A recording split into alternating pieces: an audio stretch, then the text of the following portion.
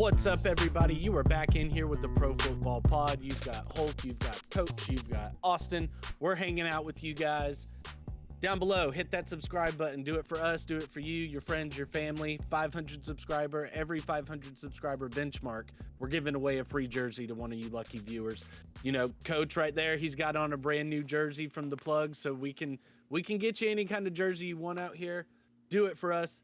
Fellas, edge rankings today. Top 10s for us. How you feel about it? Austin, pre-show, you said you had this was a tough list for you to make here. Yeah, it was just tough squeezing in all this great talent we got in this draft class. The trenches this year, like as a Dolphins fan, like begging for trench play. Like if you come out of this draft and your team needs trench play, and you don't get any kind of trench, fire everybody. The biggest thing I notice is the Lions only need edge rushers. Like they only need the trenches. So like they're just looking at defensive edge guys. So this is, tune in Detroit. Oh, yeah, teams like the Lions, the Ravens, like they can just load up. Yeah. Arizona, like they can just load up, bro. It's going to be awesome. So I saw a report today about how they think that DeMarcus Lawrence is going to end up going to Philly. That he's like kind of that perfect piece to get moved over there. Just like with them, he's been underperforming, and they don't need any more guys. But like they adding truly don't need a guy any more like him, like to the rotation. What? He's been underperforming. He's going to be a cheap add. It's not like he's going to get paid top dollar. And staying within the division, going to the championship team. I mean, it makes a lot of sense. He wouldn't come in and be an expected starter. He'd be a guy that can just shuffle through that defensive line like they like to do and keep the dudes fresh. So, if it happens, Philly faithful, I'm sure you'll like that move. All right, Austin, go ahead and hit us with your number 10 through 6.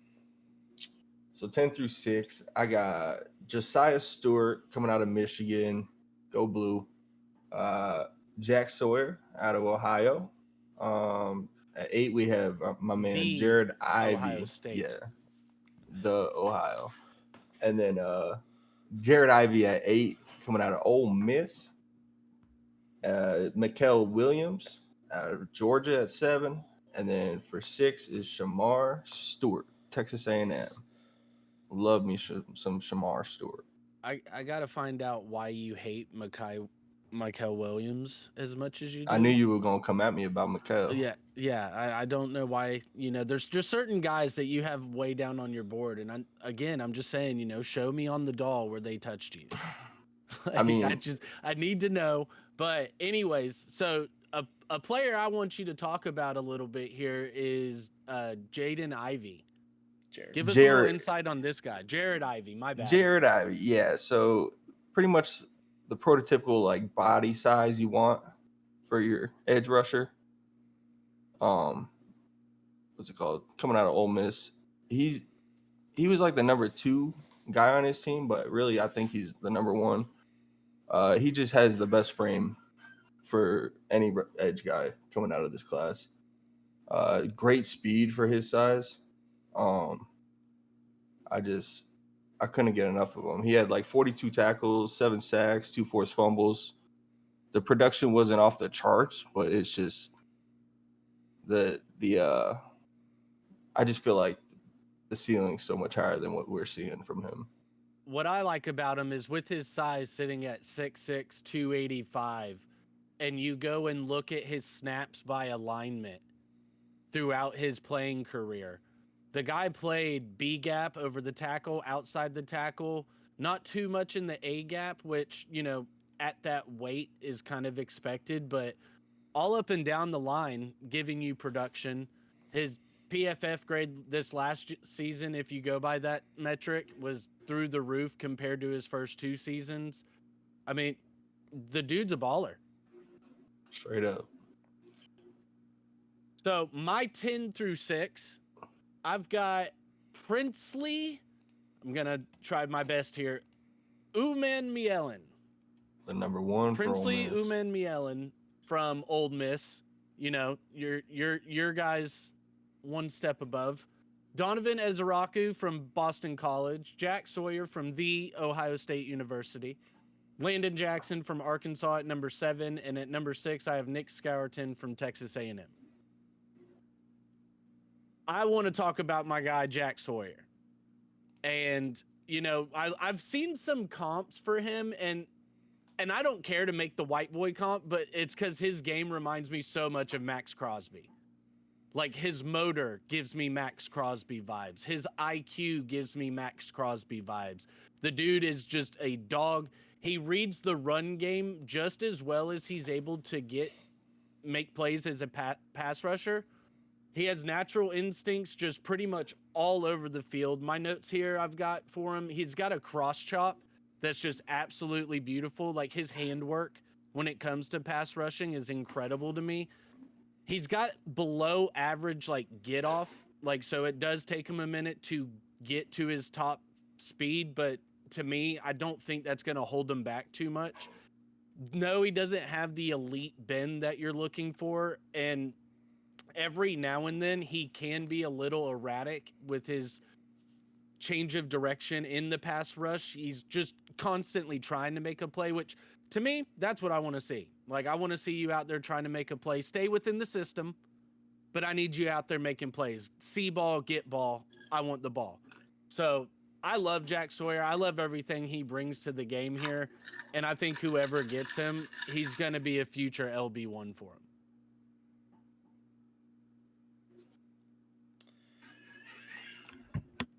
For my bottom 5, I feel like some of these guys could potentially raise up whenever we actually see them in their combine. Like, I'm interested to see, you know, some of the 40 times, some of the athleticism. Like, some of these guys are really, really big, and they look like they play really fast. But I think that there's going to be some guys that are going to be falling down our lists, and some guys that are going to be raising up our list after we get the combine going. 100% going to have to remake a video, like 2.0 version. Especially for this position. I think this one in wide receiver and running back. I feel like those three are actually going to rise and fall by the combine. But I'm starting off with our boy JT Tui. And then I've got Kyle Kennard at 9. I've got Jack Sawyer at 8. Mike Green at 7. And then I also have Shamar Stewart at 6.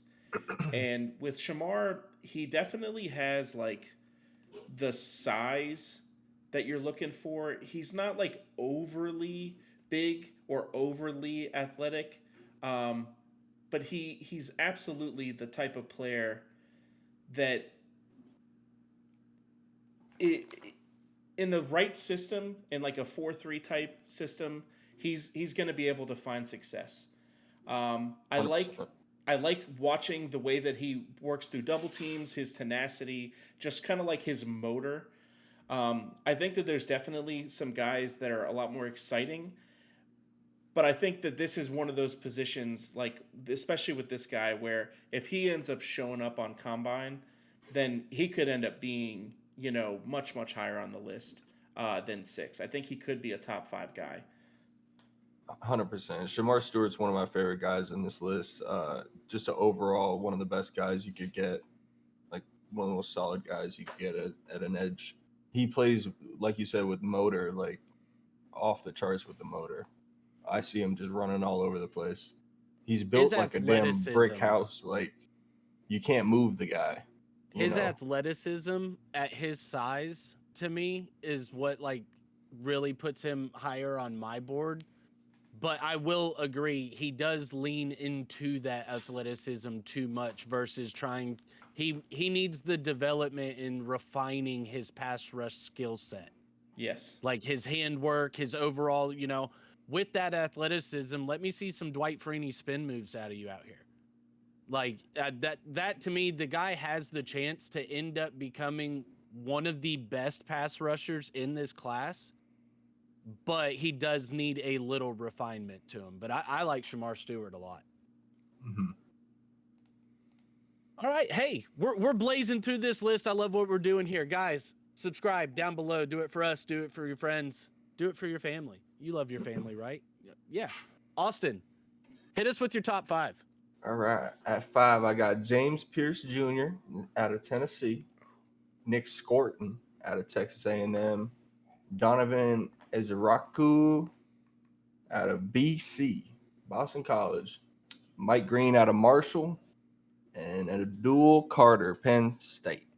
Now, I feel like we all have Abdul Carter number 1, so like spoiler alert there for everybody. it was almost a 1A, 1B situation with Mike Green and Abdul. After watching so much of Mike, I can't believe that people are so high on Abdul after seeing like this whole draft class. Like, Abdul's a monster. I get that, but there is some serious beasts here, and Mike Green is one of those guys. Like, you're talking about that Dwight Freeney spin move. The dude's got it. Like, he's got a Saquon Barkley type spin move. He dominated the Senior Bowl. Dominated. Yeah, like, even just in the practice, like everywhere. I feel like everybody besides Abdul Carter has something that they lack in their game. Like some glaring, like if they could fix this, then they're the perfect prospect. Whereas Abdul Carter kind of seems like the perfect prospect already. Like that's why I have him as my like he was easy. Everything that he does it so well. Like he complete shades of Micah Parsons. Yeah, that's why he's that one for me. Complete shades like, of him. You have to keep him there. But yeah, I think where'd you guys have Mike Green ranked again? So I'll get to that in just a second here for you. Looking at Mike Green, 2022 didn't play, or I believe he was D2. He transferred into Marshall. 2023, 2024, domination. Like PFF grade through the roof, pass rush grade, run defense grade, true pass rush set grade. Everything through the roof. 17 sacks last season with 32 quarterback hurries. Now, dude is playing specifically at edge.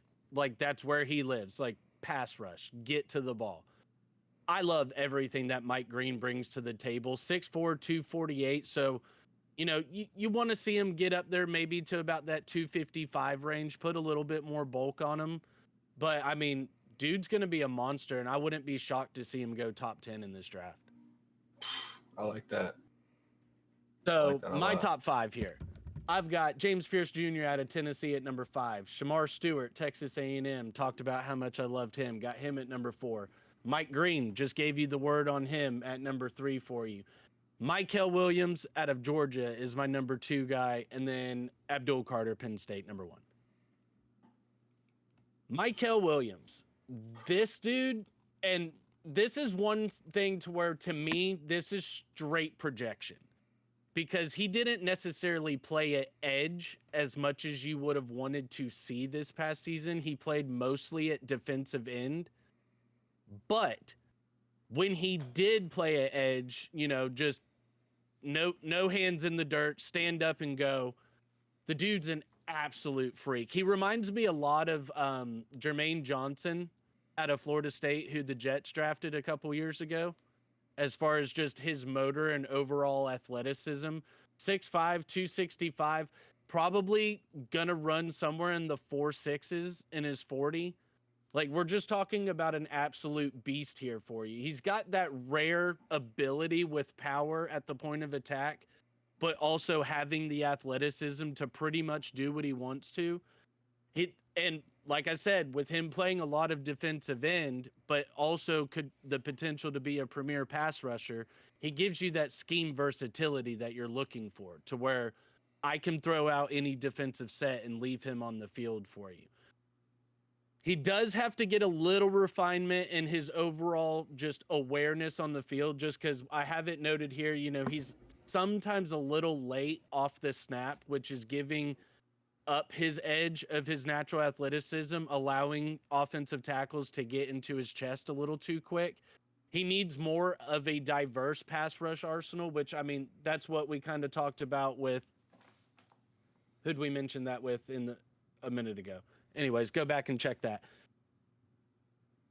To me, Mykel Williams, if Abdul Carter wasn't in this draft, he'd be an easy number 1 for me. And to me, I just don't think he's going to miss.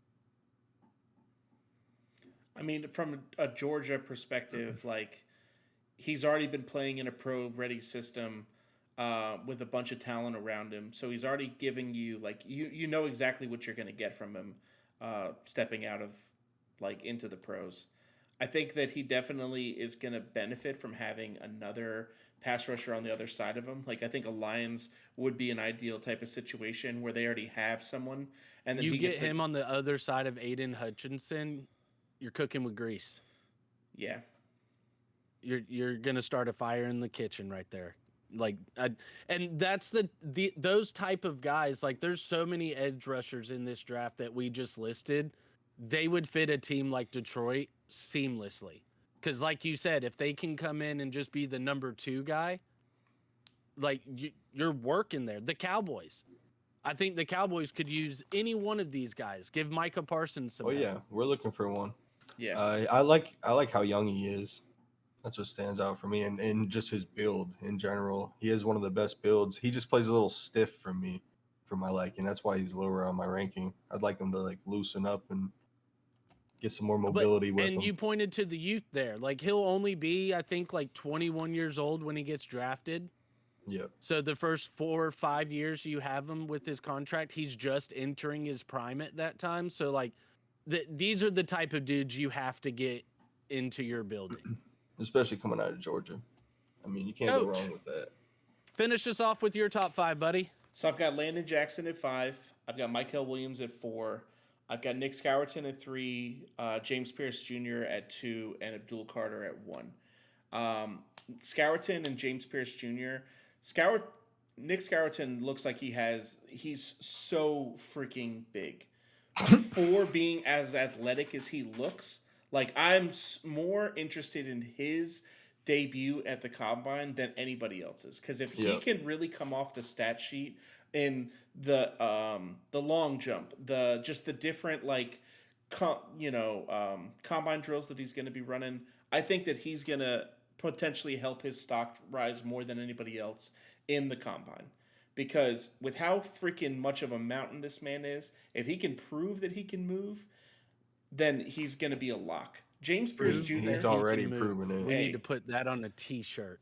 Now, James Pierce Jr. probably already is the most athletic person in this draft as far as a defensive end perspective. The only thing that he has as a knock to his game is sometimes he's too fast.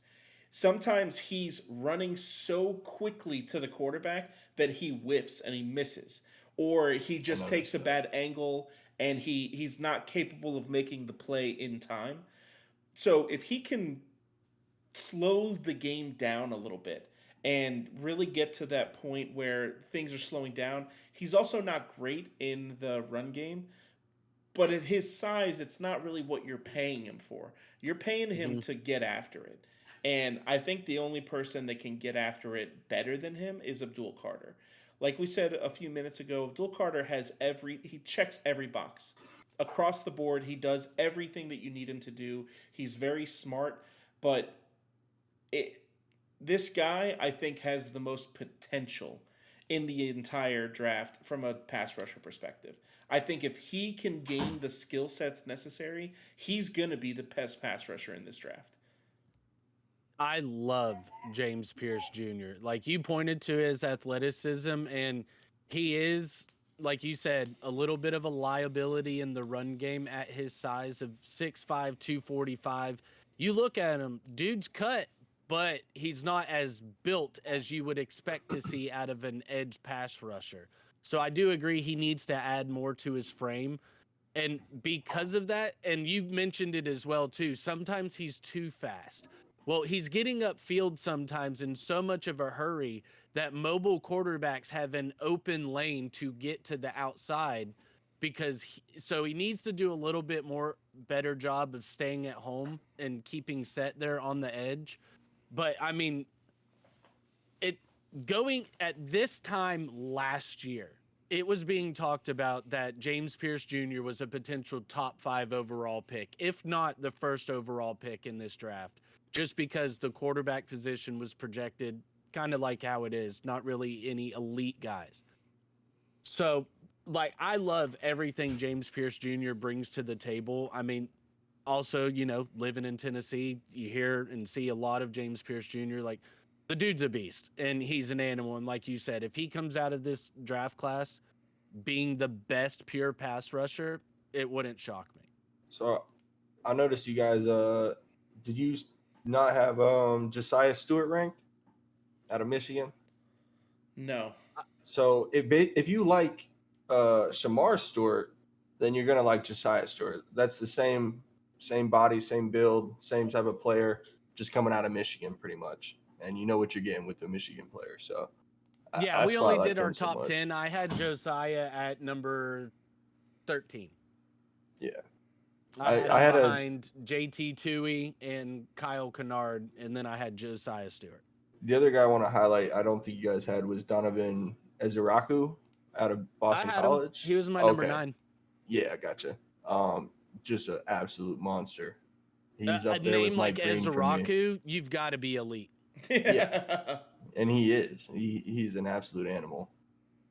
Yeah, he had a really great 2024 specifically. 14 sacks is I think nothing to 14 slouch sacks, at. but also 20 quarterback hits and 26 hurries. Yeah. Talking about sacks, Mike Green had the most sacks this season. So just keep that in mind. He did. He's a sack animal. 17 sacks. Yeah, dude I think was it's a beast. I think Eziraku's stock's going to rise once the draft comes, though, a lot. The main reason to me, and the reason he's low on a lot of boards and he was lower on mine than he was on yours, is his size. 6'2", 247. Like, he's built more like an outside linebacker versus being a pure edge pass rusher. Exactly. But to me, that's not saying he's not going to be effective or you can't use him as a chess piece on your defense. Nakobe Dean was also classified as being a little undersized as a linebacker, and dude's been balling in Philly. So I don't think that's too much of a knock. And yeah, I had him at number 9 to me easily. Like, I wanted to have him in my top 10. I love Eziraku's game. Realistically, who do you favor the Finns getting this year? Where you guys pick at? The Dolphins don't need to draft any edge players in the first 2 rounds at least because they have other needs. So, I mean, we also drafted Chop last year in the first round. If I go by my board and the Dolphins are able to get somebody like Jack Sawyer or Donovan Eziraku, then yeah, I'm cool with it. But this edge class and this defensive tackle class and this offensive line class is absolutely stacked this year. So to me, that's where, if you need those positions, that's where you got to go. Next week, guys, I'm thinking we hit them with a little special type of mock draft, a mock draft where we only take skill position players. Okay. It's almost like a fantasy draft. Kinda, yeah. We're only taking skill position players for guys that they would take their best needs. We might change that up. We'll do some discussions on that off camera for everybody. But hey, we love you guys. We appreciate you guys if you've stayed here the whole way with us. Subscribe down below for us. 500 subscribers. We're giving away a jersey to one of you lucky people. TulsiRoseTea.com is the sponsor. Go there, get your stuff, all the good stuff. We love you guys. Peace out.